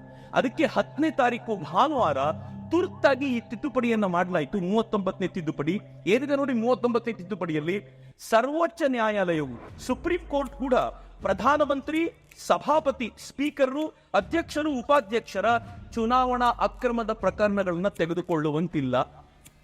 ಪ್ರಧಾನಮಂತ್ರಿ ಚುನಾವಣಾ ಅಕ್ರಮ ಮಾಡಿದ್ದಾರೆ ಅಂತಂದ್ರೆ ಅದನ್ನ ಸುಪ್ರೀಂ ಕೋರ್ಟ್ ಕೂಡ ಕೇಳುವಂತಿಲ್ಲ. ಸಂವಿಧಾನಕ್ಕೆ ತಿದ್ದುಪಡಿ, ಸಂವಿಧಾನವನ್ನು ಬದಲಾಯಿಸಿದ ರೀತಿ ಇದು. ಎರಡನೇ ತಗೊಳ್ಳಿ, ಅಕಸ್ಮಾತ್ ಯಾರಾದ್ರೂ ವಿಚಾರಣೆ ಮಾಡಬೇಕು ಅಂತಂದ್ರೆ ಸಂಸತ್ತೇ ವಿಚಾರಣೆ ಮಾಡಬೇಕು. ಸಂಸತ್ನಲ್ಲಿ ಬಹುಮತ ಇವರದ್ದೇ, ಇವರು ಅಕ್ರಮ ಮಾಡಿದ್ದಾರೆ ಅಂತ ಯಾವ ಸಂಸತ್ ಜನ ಹೇಳ್ತಾರ್ರಿ? ಕನಿಷ್ಠ ಪಕ್ಷ ಒಂದು ತಿದ್ದುಪಡಿ ಎಲ್ಲರೂ ಒಪ್ಕೊಂಡ್ರು 3 ರಿಂದ 4 ತಿಂಗಳ ಕಡಿಮೆ ತಿದ್ದುಪಡಿ ಆಗಲ್ಲ. ಬಟ್ ಈ ತಿದ್ದುಪಡಿ ಹೆಂಗ್ ಗೊತ್ತಾ? Super fast. ನೀವು ಸೂಪರ್ ಫಾಸ್ಟ್ ಟ್ರೈನು ಕೇಳಿರಲ್ಲ ರೀ, ಅಷ್ಟು ಫಾಸ್ಟ್ ಇದು. ಯಾವ ಬುಲೆಟ್ ಟ್ರೈನು ಇದಕ್ಕಿಂತ ಸ್ಪೀಡ್ ಆಗಿ ಹೋಗ್ಲಿಕ್ಕೆ ಸಾಧ್ಯ ಇಲ್ಲ. ಹೆಂಗಾಯ್ತು ಅಂತ ಹೇಳ್ತೀನಿ. ಇದು ಹೈ ಸ್ಪೀಡ್ ಸಂವಿಧಾನ ತಿದ್ದುಪಡಿ. 7ನೇ ತಾರೀಕು ಆಗಸ್ಟ್ ಲೋಕಸಭೆಯಲ್ಲಿ ಪ್ರಸ್ತುತಪಡಿಸಿದ್ರು, 1 ಗಂಟೆ ಡಿಸ್ಕಷನ್, ಅಂಗೀಕಾರ. 8ನೇ ತಾರೀಕು ರಾಜ್ಯಸಭೆಯಲ್ಲಿ ಪ್ರಸ್ತುತ, 1 ಗಂಟೆ ಡಿಸ್ಕಷನ್, ಅಂಗೀಕಾರ. 9ನೇ ತಾರೀಕು ರಾಜ್ಯ ಮಂತ್ರಿಮಂಡಲಗಳು ಎಲ್ಲ ಕಡೆ ಕಳಿಸಲಾಯಿತು, ಬಹುತೇಕರು ಒಪ್ಪಿಕೊಂಡ್ರು, 1 ಗಂಟೆ ಡಿಸ್ಕಷನ್, ಅಂಗೀಕಾರ. 3 ತಿಂಗಳಲ್ಲಿ ಮುಗಿತು. 4ನೇ ದಿನ ಭಾನುವಾರ. ನನ್ನ ದೇಶದಲ್ಲಿ ಭಾನುವಾರ ಎಲ್ಲ ಅಧಿಕಾರಿಗಳು ಆಫೀಸಿಗೆ ಹೋಗ್ತಾರೆ ಅನ್ಕೊಂಡಿದ್ದೀರಾ? ಆದ್ರೆ ಆ ಭಾನುವಾರದ ದಿನ ಇವರೆಲ್ಲರೂ ಆಫೀಸಿಗೆ ಹೋಗಿ ಇದಕ್ಕೆ ಬೇಕಾಗಿರುವಂತ ಎಲ್ಲ ಕಾನೂನುಗಳನ್ನು ರೂಪಿಸಿ ಅವತ್ತೇ ಪಾಸ್ ಮಾಡಿದ್ರು. ಯಾಕೆಂದ್ರೆ 11ನೇ ತಾರೀಕು ಸರ್ವೋಚ್ಚ ನ್ಯಾಯಾಲಯದಲ್ಲಿ ಇಂದಿರಾ ಗಾಂಧಿ ವಿರುದ್ಧ ವಿಚಾರಣೆ ಇತ್ತು. ಅದನ್ನ ತಡಿಲಿಕ್ಕೋಸ್ಕರ ಏನ್ ಸರ್ಕಸ್ ಮಾಡಿದ್ರು ಇವರು. ತನ್ನ ವಿಚಾರಣೆಯನ್ನು ತಡ್ಕೊಳ್ಳಿಕ್ಕೋಸ್ಕರ ಬಾಬಾ ಸಾಹೇಬ್ ಅಂಬೇಡ್ಕರ್ ಸಂವಿಧಾನಕ್ಕೆ ಅವಮಾನ ಮಾಡಿದ್ದು ಇದಿದೆಯಲ್ಲ. 42ನೇ ತಿದ್ದುಪಡಿ. ಯಾರ್ಯಾರು ಇಲ್ಲಿ ಅಡ್ವೊಕೇಟ್ಗಳು ಇದ್ದೀರೋ, ಯಾರ್ಯಾರು ಇಲ್ಲಿ ಲಾ ಓದ್ತಿದ್ದೀರೋ, ನಾನು ಕಳಕಳಿಯಿಂದ ವಿನಂತಿಸ್ಕೊಳ್ತೀನಿ, 42ನೇ ತಿದ್ದುಪಡಿಯನ್ನ ದಯಮಾಡಿ ವಾಪಸ್ ಓದಿ. ಸಂವಿಧಾನಕ್ಕೆ ಏನ್ ಮಾಡಿದ್ರು ಅಂತ. 42ನೇ ತಿದ್ದುಪಡಿಯನ್ನ ಸಂವಿಧಾನದ ಭಾಷೆಯಲ್ಲಿ ಅಥವಾ ನಮ್ಮ ಭಾಷೆಯಲ್ಲಿ ನಾವು ಏನಂತ ಕರಿತೀವಿ ಗೊತ್ತಾ? ಅದನ್ನ ಮಿನಿ ಕಾನ್ಸ್ಟಿಟ್ಯೂಷನ್ ಅಂತ ಕರಿತೀವಿ. Mini constitution. Baba Saheb Ambedkar constitution ಬೇರೆ, ಈ 42ನೇ ತಿದ್ದುಪಡಿ ಒಂದು ಮಿನಿ ಕಾನ್ಸ್ಟಿಟ್ಯೂಷನ್. ಇದರಲ್ಲಿ ಹೆಚ್ಚು ಕಡಿಮೆ 59 ಬದಲಾವಣೆಗಳನ್ನ ಸಂವಿಧಾನಕ್ಕೆ ತರಲಾಯಿತು ಒಂದೇ ತಿದ್ದುಪಡಿಯಲ್ಲಿ. 59 ಬದಲಾವಣೆಗಳಲ್ಲಿ ಏನೇನಿದೆ ಗೊತ್ತಾ? ಸಂವಿಧಾನದ ತಿದ್ದುಪಡಿಗಳನ್ನ ಯಾವುದೇ ನ್ಯಾಯಾಲಯದಲ್ಲಿ ಯಾವುದೇ ಆಧಾರದಲ್ಲಿ ಪ್ರಶ್ನಿಸುವಂತಿಲ್ಲ. ಮೂಲಭೂತ ಹಕ್ಕುಗಳ ಚರ್ಚೆ ನ್ಯಾಯಾಲಯದಿಂದ ಆಚೆಗೆ. ಸಂಸತ್ತು ಮತ್ತು ವಿಧಾನಸಭೆಗಳಲ್ಲಿ ನಿರ್ಣಯ ಅಂಗೀಕಾರಕ್ಕೆ ಕೋರಂ ಬೇಕಾಗಿಲ್ಲ. ಮಿತ್ರ, ಇವತ್ತು ಸಂಸತ್ನಲ್ಲಿ ಯಾವುದಾದ್ರೂ ನಿರ್ಣಯ ತಗೋಬೇಕಾದ್ರೆ ಹೇಗಿದೆ ಗೊತ್ತಾ? 10% ಸದಸ್ಯರಾದ್ರೂ ಇರಲೇಬೇಕು ಅಂತಿದೆ. ಅದನ್ನೊಂದು ಕೋರಂ ಅಂತ ಕರೀತಾರೆ. ಇವ್ರು ಹೇಳಿದ್ರು ಕೋರಂ ಬೇಕಾಗಿಲ್ಲ. ಚಕ್ರವರ್ತಿ ಸೂಲಿಬೆಲೆ MP ಆದ್ರೆ ನಾನೊಂದು ನಿರ್ಣಯ ತಗೊಂಡ್ ಬರ್ತೀನಿ, ನೀವ್ ಯಾರು ಇರೋದು ಬೇಡ. 540ಕ್ಕೂ ಹೆಚ್ಚು ಸಂಸದರಲ್ಲಿ ಯಾರೂ ಇಲ್ಲ, ನಾನೊಬ್ಬನೇ ಸಂಸತ್ನಲ್ಲಿ ಕೂತಿರ್ತೀನಿ, ನಾನೊಬ್ಬನೇ ನಿರ್ಣಯ ತಗೊಂಡ್ ಬರ್ತೀನಿ, ಪಾಸ್ ಆಯ್ತು ಅಂತ ಹೇಳಿ ಎದ್ದೋಗ್ತೀನಿ. ಮುಗ್ದೋಯ್ತು, ಯಾರು ಕಾಣೋದಿಲ್ಲ. ಆ ತರದ್ದು ನಿರ್ಣಯವನ್ನು ತೆಗೆದುಕೊಂಡು ಬಂದ್ರು. ಕೊನೆಗೆ ಏನಂತಂದ್ರೆ ನ್ಯಾಯಾಲಯಗಳು ಚುನಾವಣಾ ಅಕ್ರಮ ಅಂತ ಯಾವುದೇ ಸಂಸದನನ್ನು ತೆಗೆಯುವಂತಿಲ್ಲ. ಇಂದಿರಾ ಗಾಂಧಿ ತನ್ನನ್ನು ಸೇಫ್ ಗಾರ್ಡ್ ಮಾಡ್ಕೊಳ್ಳಿಕ್ಕೆ ಇಡೀ ಸಂವಿಧಾನವನ್ನೇ ಸಮಾಧಿ ಮಾಡುವಂತ ಪ್ರಯತ್ನ ಮಾಡಿದ್ರಲ್ಲ, ಇದು ಸಂವಿಧಾನದ ಹತ್ಯೆ ಅಲ್ವೇನೋ ಮಿತ್ರರೇ? ಬಾಬಾ ಸಾಹೇಬರಿಗೆ ಮಾಡಿದ ಅವಮಾನ ಅಂತ ಅನ್ಸದಿಲ್ವೇನು? ಆದರೆ ಎಲ್ಲಕ್ಕಿಂತಲೂ ಅತ್ಯಂತ ಕೆಟ್ಟ ಸಂಗತಿ ಅವ್ರು ಮಾಡಿದ್ದೇನು ಅಂತಂದ್ರೆ, ಬಾಬಾ ಸಾಹೇಬರು ಯಾವ ಪ್ರಿಯಾಂಬಲ್ಗೆ ಬದಲಾವಣೆ ಬರಲೇಬಾರದು ಅಂತ ಹೇಳಿದ್ರು, ಆ ಪ್ರಿಯಾಂಬಲ್ಗೆ ಸೆಕ್ಯುಲರ್ ಅನ್ನೋ ಪದವನ್ನ ಇಎಂಎನೇ ಸೇರಿಸಿದ್ರು. ಆ ಪ್ರಿಯಾಂಬಲ್ಗೆ ಸೋಷಿಯಲಿಸ್ಟ್ ಅನ್ನೋ ಪದವನ್ನು ಇಎಂಎನೇ ಸೇರಿಸಿದ್ದು. ಬಾಬಾ ಸಾಹೇಬರು ಸೋಷಿಯಲಿಸ್ಟ್ ಅನ್ನೋದು ಬೇಡ ಅಂತ ಹೇಳಿದ್ರೆ ಯಾಕೆ ಗೊತ್ತಾ? ಮುಂದಿನ ಜನಾಂಗಕ್ಕೆ, ಯಾವುದೋ ಒಂದು ಜನಾಂಗಕ್ಕೆ ನಮಗೆ ಸೋಷಿಯಲಿಸಂ ಬೇಡ, ಇನ್ನೊಂದು ಸಾಮಾಜಿಕ ವ್ಯವಸ್ಥೆ, ಆರ್ಥಿಕ ವ್ಯವಸ್ಥೆ ಬೇಕು ಅಂತ ಕೇಳ್ಕೊಂಡ್ರೆ ಅವ್ರಿಗೆ ಫ್ರೀಡಮ್ ಇರಬೇಕು, ನಾವು ಅದನ್ನ ಪ್ರಿಯಾಂಬಲ್ ಅಲ್ಲಿ ಸೇರಿಸಬಾರ್ದು ಅಂತ ಹೇಳಿದ್ರು. ಆದ್ರೆ ಇಂದಿರಾ ಗಾಂಧಿ ತನ್ನ ಅವಧಿಯಲ್ಲಿ ಸೇರಿಸಿದ್ರು ಅಂತಂದ್ರೆ ಬಾಬಾ ಸಾಹೇಬರಿಗೆ ಮೋಸ ಮಾಡಿದ್ದು, ಬಾಬಾ ಸಾಹೇಬರಿಗೆ ಅವಮಾನ ಮಾಡಿದ್ದು ಯಾರು ಅನ್ನೋ ಪ್ರಶ್ನೆಗೆ ಇವತ್ತು ಉತ್ತರ ಕೇಳೋದ್ ಬೇಡವೇನು ಮಿತ್ರ? ಸೆಕ್ಯುಲರ್ ಅಂತ ಪದ ಸೇರಿಸಿದ್ರಲ್ಲ, ಇವತ್ತು ಮಾತೆತ್ತಿದ್ರೆ ಎಲ್ಲ ರಾಜಕಾರಣಿಗಳು ಭಾರತ ಒಂದು ಸೆಕ್ಯುಲರ್ ಕಂಟ್ರಿ ಅಂತ ಹೇಳ್ತಿರ್ತಾರಲ್ಲ. ಸೆಕ್ಯುಲರ್ ಕಂಟ್ರಿ ಅನ್ನುವಂತ ಪದ ಇದು ಇಲ್ಲಿ ಇರಬಾರ್ದು, ಇದು ಇದ್ರೆ ತಪ್ಪಾಗುತ್ತೆ ಅಂತ ಹೇಳಿದವರು ಬಾಬಾ ಸಾಹೇಬ್ ಅಂಬೇಡ್ಕರ್. ಯಾಕೆ ಗೊತ್ತಾ? ಸೆಕ್ಯುಲರ್ ಅನ್ನುವ ಪದದ ಅರ್ಥವೇನು ಗೊತ್ತಾ? ರಾಜ್ಯ ಅಥವಾ ಸರ್ಕಾರಗಳು ಯಾವುದೇ ಧರ್ಮ ಮತ್ತು ಆಚರಣೆಗಳಲ್ಲಿ ಮೂಗು ತೂರಿಸಬಾರದು, ಎಲ್ಲ ಧರ್ಮಗಳಿಂದ ಸಮಾನ ದೂರದಲ್ಲಿ ಇರಬೇಕು ಅಂತ ನಿರ್ಣಯ ಸೆಕ್ಯುಲರ್ದು. ಆದ್ರೆ ಭಾರತದಲ್ಲಿ ಹಂಗಿದೆಯೇನೋ ಮಿತ್ರ? ಭಾರತದಲ್ಲಿ ಹಂಗಿದ್ದಿದ್ರೆ ಹಿಂದೂ ದೇವಸ್ಥಾನಗಳು ಮಾತ್ರ ಸರ್ಕಾರದ ಅಡಿಯಲ್ಲಿ, ಮಸೀದಿಗಳು ಅವರ ಅಡಿಯಲ್ಲಿ ಮಾತ್ರ ಯಾಕೆ? ಭಾರತದಲ್ಲಿ ಸೆಕ್ಯುಲರಿಸಂ ಇದ್ದಿದ್ರೆ ಹಿಂದೂ ದೇವಸ್ಥಾನಗಳು ಸರ್ಕಾರದ ಅಡಿಯಲ್ಲಿ, ಚರ್ಚ್ಗಳು ಚರ್ಚಿನ ಫಾದರ್ಗಳ ಕೈಯಲ್ಲಿ ಯಾಕೆ? ಭಾರತದಲ್ಲಿ ಸೆಕ್ಯುಲರಿಸಂ ಇದ್ದಿದ್ರೆ ನನ್ನ ದೇಶದ ಹಿಂದೂ ಧರ್ಮದ ದೇವಸ್ಥಾನಗಳಲ್ಲಿ, ಮಂದಿರದ ಕಮಿಟಿಗಳಲ್ಲಿ ಮುಸಲ್ಮಾನ್ ಇರಬೇಕು, ಕ್ರಿಶ್ಚಿಯನ್ ಇರಬೇಕು, ಆದರೆ ಮಸೀದಿಯ ಕಮಿಟಿಗಳಲ್ಲಿ ಹಿಂದೂಗಳು ಬೇಡ ಅಂತ ಯಾಕೆ? ಭಾರತದಲ್ಲಿ ಸೆಕ್ಯುಲರಿಸಂ ಇದ್ದಿದ್ರೆ ಈ ದೇಶದ ಪರಿಸ್ಥಿತಿ ನೋಡಿ ಹೇಗಿದೆ. ಮುಸಲ್ಮಾನರು ಸ್ಕೂಲ್ ನಡೆಸ್ತಾರೆ, ಕ್ರಿಶ್ಚಿಯನ್ರು ಸ್ಕೂಲ್ ನಡೆಸ್ತಾರೆ ಅಂದ್ರೆ ಅದಕ್ಕೆ ಸರ್ಕಾರ ಧನ ಸಹಾಯ ಯಾಕೆ ಕೊಡಬೇಕು? ಸೆಕ್ಯುಲರ್ ತಾನೇ ನೀವು ಒಬ್ಬರ್ದಿತ್ತಲ್ಲ. ಭಾರತದಲ್ಲಿ ಸೆಕ್ಯುಲರ್ ಇದ್ದಿದ್ರೆ ಹಿಂದೂ ಕೋಡ್ ಬಿಲ್ ತಂದು ಹಿಂದೂಗಳಿಗೆ ಮಾತ್ರ ನಿರ್ಣಯಗಳನ್ನ ಹೇರುವಂತ ಮುಸ್ಲಿಂ ಕೋಡ್ ಬಿಲ್ ತರೋದಿಲ್ಲ ಅಂತ ಯಾಕೆ ಹೇಳೋದು? ಸೆಕ್ಯುಲರ್ ಆಗಿದ್ರೆ ಮಿತ್ರ, ಭಾರತ ಸೆಕ್ಯುಲರ್ ಆಗಿದ್ರೆ ಶರಿಯಾ ಲಾನ ಅಡಿಯಲ್ಲಿ ಮುಸ್ಲಿಂ ಪರ್ಸನಲ್ ಲಾ ಬೋರ್ಡ್ ಯಾಕೆ? ಭಾರತ ಸೆಕ್ಯುಲರ್ ಆದ್ರೆ ಈ ನಾಡಿನಲ್ಲಿ ಯಾವ ಜಮೀನ್ ಬೇಕಿದ್ರು ನಾವು ಹೋಗಿ ಕಿತ್ಕೋಬಹುದು ಅಂತ ಹೇಳುವಂತ ವಕ್ಫ್ ಬೋರ್ಡ್ ಆಕ್ಟ್ ಯಾಕೆ? ನೀವು ಸೆಕ್ಯುಲರ್ ಆದ್ರೆ ಎಲ್ಲವನ್ನೂ ತೆಗಿರಲ್ಲ, ಎಲ್ಲರನ್ನೂ ಈಕ್ವಲ್ ಮಾಡಲ್ಲ ಮಿತ್ರ. ಈ ಕಾರಣಕ್ಕೆ ನರೇಂದ್ರ ಮೋದಿ ಅವರು ಆಗಸ್ಟ್ 15 ತಮ್ಮ ಭಾಷಣದಲ್ಲಿ ಯೂನಿಫಾರ್ಮ್ ಸಿವಿಲ್ ಕೋಡ್ ಅಂತ ಹೇಳಲಿಲ್ಲ, ಸೆಕ್ಯುಲರ್ ಸಿವಿಲ್ ಕೋಡ್ ತರ್ತೀವಿ ಭಾರತಕ್ಕೆ ಅಂದ್ರು. ನೀವೇ ತಾನೇ ಹೇಳಿರೋದು, ಇಂದಿರಾ ಗಾಂಧಿ ತಾನೇ ಹೇಳಿರೋದು ಸೆಕ್ಯುಲರ್ ಇಂಡಿಯಾ ಅಂತ. ಸೆಕ್ಯುಲರ್ ಸಿವಿಲ್ ಕೋಡ್ ತರ್ತೀವಿ, ಈ ದೇಶದ ಸರ್ಕಾರವನ್ನ ಎಲ್ಲ ಧರ್ಮಗಳಿಂದ, ಮತಗಳಿಂದ ಸಮಾನ ದೂರದಲ್ಲಿಡುವಂತ ಪ್ರಯತ್ನ ಮಾಡ್ತೀವಿ ಅಂತ ಹೇಳಿದ್ರು. ಆದ್ರೆ ಯಾವುದನ್ನ ಬಾಬಾ ಸಾಹೇಬರು ಬೇಡ ಅಂತ ಹೇಳಿದ್ರು, ಇದನ್ನ ಸಂವಿಧಾನದಲ್ಲಿ ಇಡಬಾರ್ದು ಅನ್ನೋ ಕಾರಣಕ್ಕೆ ಸಿಕ್ಕಾಪಟ್ಟೆ ಚರ್ಚೆ ಮಾಡಿದ್ರು ಮಿತ್ರ. ಈ ಚರ್ಚೆಗೆ ಮುಂದೆ ಇಟ್ಟಿದ್ಯಾರು ಅಂತಂದ್ರೆ KT ಶಾ ಅಂತ ಒಂದು ಮೆಂಬರು. ಅವರು ಸಂವಿಧಾನದ ಸಭೆಯಲ್ಲಿ ಚರ್ಚೆಗೆ ಅಂತಿಟ್ಟಾಗ ಉತ್ತರ ಬೇರೆಯವರು ಯಾರು ಕೊಡ್ಲಿಲ್ಲ, ಬಾಬಾ ಸಾಹೇಬರೇ ಕೊಟ್ಟರು. ಸೋಷಿಯಲಿಸ್ಟ್ ಹಾಕ್ಬೇಡಿ, ಸೆಕ್ಯುಲರ್ನ ಹಾಕ್ಬೇಡಿ ಅನ್ನೋ ಎಲ್ಲ ಕಲ್ಪನೆಗಳನ್ನ ಕೊಟ್ಟರು ಬಾಬಾ ಸಾಹೇಬರು. ಅವೆರಡನ್ನೂ ಸೇರಿಸಿದ್ರಲ್ಲ ಇಂದಿರಾ ಗಾಂಧಿ. ಬಾಬಾ ಸಾಹೇಬರಿಗೆ ಅವಮಾನ ಅಲ್ವೇನ್ರಿ? ಯಾರು ಈ ಪ್ರಶ್ನೆ ಕೇಳದೇ ಇಲ್ವೇನೋ? ನಾನು ಇವತ್ತು ನೀವೇನಾದ್ರೂ ಕೇಳಬೇಕು ಅಂತಿದ್ರೆ ಏನ್ ಕೇಳಬೇಕು ಗೊತ್ತಾ? ಈ ಸಂವಿಧಾನದ ಪ್ರಿಯಾಂಬಲ್ನ ಸಂವಿಧಾನದಲ್ಲಿ ತಿದ್ದುಪಡಿ ಮಾಡ್ತೀರಾ ಮಾಡ್ಕೊಳ್ಳಿ, ಆದ್ರೆ ಪ್ರಿಯಾಂಬಲ್ನ ಬಾಬಾ ಸಾಹೇಬರ ಆಶಯದ ವಿರುದ್ಧಕ್ಕೆ ನೀವೇನ್ ಬದಲಾಯಿಸಿದ್ದೀರೋ ಅದನ್ನು ವಾಪಸ್ ಮಾಡಿ, ಒರಿಜಿನಲ್ ಪ್ರಿಯಾಂಬಲ್ನ ವಾಪಸ್ ತಗೊಂಡ್ ಬನ್ನಿ ಅಂತ ಕೇಳೋದು ನಮ್ಮೆಲ್ಲರ ಆಗ್ರಹ ಆಗಬೇಕಾಗಿದೆ. ನಾವೆಲ್ಲರೂ ಜೊತೆಗೆ ಸೇರಿ ಈ ಹೋರಾಟ ಮಾಡಬೇಕಾಗಿದೆ ಅಂತ ನನಗನ್ಸುತ್ತೆ. ಪ್ರಿಯಾಂಬಲ್ನ ಬದಲಾವಣೆ ಮಾಡಬೇಕಾದಾಗ ತುಂಬಾ ದೊಡ್ಡ ಚರ್ಚೆ ಆಯ್ತು. ಪ್ರಿಯಾಂಬಲ್ನ ಮುಟ್ಟಬಾರದು ಅಂತ ಸುಪ್ರೀಂ ಕೋರ್ಟ್ ಅಲ್ಲಿ ಚರ್ಚೆ ಆಗಿತ್ತು. ಸುಪ್ರೀಂ ಕೋರ್ಟ್ ಅಲ್ಲಿ 2 ಅತ್ಯಂತ ಪ್ರಮುಖವಾದ ಜಡ್ಜ್ಮೆಂಟ್ಗಳಲ್ಲಿ ಸುಪ್ರೀಂ ಕೋರ್ಟ್ ಹೇಳ್ತು, ಸಂವಿಧಾನದಲ್ಲಿ ಎಲ್ಲಿ ಬೇಕಿದ್ರು ತಿದ್ದುಪಡಿ ಮಾಡಿ, ಅದರ ಮೂಲ ಆಶಯ ಅದು ಪ್ರಿಯಾಂಬಲ್, ಅದನ್ನ ಮಾತ್ರ ತಿದ್ದುಪಡಿ ಮಾಡಬೇಡಿ ಅಂತ. ಅದಕ್ಕೆ ಕಾಂಗ್ರೆಸ್ನವ್ರು ಏನ್ ಹೇಳ್ತಾರೆ ಗೊತ್ತಾ? ಆಶ್ಚರ್ಯ ಆಗುತ್ತೆ ನಿಮ್ಗೆ ಕೇಳಿದ್ರೆ ಈ ಮಾತನ್ನ. ಕಾಂಗ್ರೆಸ್ ಹೇಳ್ತು, ಕೇಳಿ ಇದನ್ನ ಹೇಳಿದವರು ಸ್ವರ್ಣ ಸಿಂಗ್, ಯಾರು ಅದರ ಮೆಂಬರ್ ಆಗಿದ್ರು ಅವರು ಏನ್ ಹೇಳ್ತಾರೆ ಅಂತಂದ್ರೆ, ಮೂಲ ರಚನೆ ಇದು ಬೇರೆ ಯಾವುದೇ ಸಂವಿಧಾನದಲ್ಲಿಲ್ಲ, ಇಲ್ಲಿ ಹುಟ್ಟು ಹಾಕಲಾಗಿದೆ. ಇಂದಿರಾ ಗಾಂಧಿ ಹೇಳ್ತಾರೆ, ಈ ಪ್ರಿಯಾಂಬಲ್ ಅನ್ನುವಂತ ಈ ಪರಿಕಲ್ಪನೆ ಇನ್ಯಾವುದೇ ಸಂವಿಧಾನದಲ್ಲಿಲ್ಲ, ಇಲ್ಲಿ ಬೇಕಂತ ತಂದು ಹಾಕಿದ್ದಾರೆ ಅಂತ ಬಾಬಾ ಸಾಹೇಬ್ ಅಂಬೇಡ್ಕರ್ ವಿರೋಧಕ್ಕೆ. ಎರಡನೇದು ಹೇಳ್ತಾರೆ, ನ್ಯಾಯಾಲಯ ಹೇಳುತ್ತೆ ಪೀಠಿಕೆಗೆ ಏನೂ ಸೇರಿಸುವಂತಿಲ್ಲ, ಹಾಗೆ ಮಾಡಿದರೆ ಪೀಠಿಕೆಯ ಲಯ ಹಾಳಾಗುತ್ತೆ ಅಂತ. ಲಯ ನಿರ್ಧರಿಸಲಿಕ್ಕೆ ನಾವೇನ್ ಕವಿಗಳ ಅಂತ ಸ್ವರ್ಣ ಸಿಂಗ್ ಕೇಳ್ತಾರೆ. ಬಾಬಾ ಸಾಹೇಬರಿಗೆ ನೇರವಾಗಿ ಅಟ್ಯಾಕ್ ಇದು. ನೀವು ಲಯವನ್ನ ನಿರ್ಧರಿಸಿದ್ದೀರಾ, ನೀವೇನ್ ಕವಿಗಳ ಅನ್ನೋ ತರ ಬಾಬಾ ಸಾಹೇಬರಿಗೆ ಹೇಳುವಂತ ಪ್ರಯತ್ನ ಇತ್ತಲ್ಲ, ಆ ಪ್ರಯತ್ನ ಮಾಡಿದ್ರು. ಎಲ್ಲಿವರೆಗೂ ಕಾಂಗ್ರೆಸ್ನವರಿಗೆ ತಲೆಗೇರಿತ್ತು ಅಂತಂದ್ರೆ ಆ ಟೈಮ್ನಲ್ಲಿ, ಈ ಎಮರ್ಜೆನ್ಸಿ ಹೇರುವಂತ ಟೈಮ್ನಲ್ಲಿ, ಮಿತ್ರೆ, India is Indira, Indira is India ಅಂತ ಕಾಂಗ್ರೆಸ್ಸಿನ ಅಧ್ಯಕ್ಷರು ಹೇಳ್ತಿದ್ರು. ಇಂಡಿಯಾ ಅಂದ್ರೆ ಭಾರತ, ಭಾರತ ಅಂದ್ರೆ ಇಂಡಿಯಾ. ಆಕೆ ಏನ್ ಮಾಡಿದ್ರು ಕೂಡ ಬಾಯಿ ಮುಚ್ಕೊಂಡಿರ್ಬೇಕು ಅನ್ನೋ ಅರ್ಥದಲ್ಲಿ ಅವ್ರು ತುಂಬಾ ಭರ್ಜರಿಯಾಗಿ ಹೇಳೋದು. ಇದರ ಪರಿಣಾಮ ಏನಾಯ್ತು ಗೊತ್ತಾ? ಮೀಸಾ ಅನ್ನುವಂತ ಒಂದು ಕಾನೂನು ತಗೊಂಡ್ಬಂದ್ರು, maintenance of internal security act ಅಂತ. ಆ ಕಾನೂನಿನ ಪ್ರಕಾರ ಮಾಧ್ಯಮಗಳ ಮೇಲೆ ಪ್ರಹಾರ ಮಾಡಲಾಯ್ತು. ಮೀಸಾ ಕಾನೂನಿನ ಪ್ರಕಾರ ಬಂಧನಗಳಾದವು. ಮೇಲಿರುವಂತ ಪೇಪರ್ ಕಟ್ಟಿಂಗ್ಸ್ ನೋಡಿ, ನಾನು ಯಾವುದು ಹೇಳ್ತಿಲ್ಲ, ಎಲ್ಲ ಪ್ರೂಫ್ ಸಮೇತ ನಿಮ್ ಮುಂದೆ ಇಡ್ತಾ ಇದ್ದೀರಿ. JP Desai, Raj Narayan held under MISA in pre-dawn suit. JP ತರದವ್ರನ್ನ, ನಾರಾಯಣ್ ತರದವ್ರನ್ನ, ಅವ್ರೆಲ್ಲರನ್ನು ಕೂಡ ಹಿಡಿದಾಕಿದ್ರು. ಮಹಾರಾಣಿ ಜೈಪುರ್, ಆಕೆಯನ್ನ ಮೀಸಾ ಅಂಡರ್ ನಲ್ಲಿ ಬಂಧಿಸಲಾಯಿತು. ಮೊರಾರ್ಜಿ ಅಡ್ವಾಣಿ, ಇವರೆಲ್ಲರನ್ನು ಕೂಡ ಮೀಸಾ ಅಂಡರ್ ಬಂಧಿಸಲಾಯಿತು. ಇವೆಲ್ಲವೂ ಕೂಡ ಇಲ್ಲಿರುವಂತ ಪೇಪರ್ ಕಟ್ಟಿಂಗ್ಗಳು. ಈ ಪೇಪರ್ ಕಟ್ಟಿಂಗ್ಗಳು ಹೇಳ್ತವೆ ಯಾವ ತರದ ಪ್ರಹಾರ ಆಯ್ತು ಅಂತಂದ್ರೆ, ಇಂದಿರಾ ಗಾಂಧಿ ವಿರುದ್ಧ ಯಾರ್ಯಾರು ಮಾತನಾಡ್ತಾರೋ ಎಲ್ಲರನ್ನೂ ಜೈಲಿಗೆ ಹಾಕಬೇಕು ಅಂತ. ಮಿತ್ರ, ಮಾಧ್ಯಮಗಳ ಮೇಲೆ ಪ್ರಹಾರ ಹೇಗಾಯ್ತು ಅಂತಂದ್ರೆ, ಕರೆಂಟ್ ಕೊಡೋದು ಬಿಡಿ, ಎರಡನೇದು, ಯಾವುದೇ ಪೇಪರ್ ಪ್ರಿಂಟ್ ಆಗಬೇಕಾಗಿದ್ರೆ ಸರ್ಕಾರದ ಅನುಮತಿ ಪಡಿಬೇಕಿತ್ತು. ಸರ್ಕಾರದವ್ರು ಕೂತ್ಕೊಂಡು ಅದನ್ನ ತುಂಬಾ ಸ್ಪಷ್ಟವಾಗಿ ನೋಡಿ ಇಂಥ ವರ್ಡ್ ಚೇಂಜ್ ಮಾಡಿ ಅಂತ ಹೇಳ್ತಿದ್ರು. ಇಷ್ಟಾದ್ರೂ ಕೂಡ ನಮ್ಮ ಪತ್ರಿಕೆಯ ಪ್ರಮುಖರು ಯಾರು ಸಾಮಾನ್ಯವಾಗಿರ್ಲಿಲ್ಲ. ಅನೇಕ ಪತ್ರಿಕೆಗಳು ಏನ್ ಮಾಡ್ತಿದ್ವು ಗೊತ್ತಾ?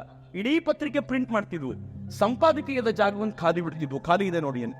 ಇಡೀ ಪತ್ರಿಕೆಯಲ್ಲಿ ಪ್ರಿಂಟ್ ಆಗ್ತಿತ್ತು, ಸಂಪಾದಕೀಯ ಬರಿಬೇಕಾದ ಜಾಗದಲ್ಲಿ ಖಾಲಿ ಇರ್ತಿತ್ತು. ಮೊದಲು ಕಾಂಗ್ರೆಸ್ ಸರ್ಕಾರಕ್ಕೆ ಗೊತ್ತಾಗ್ಲಿಲ್ಲ ಇದು.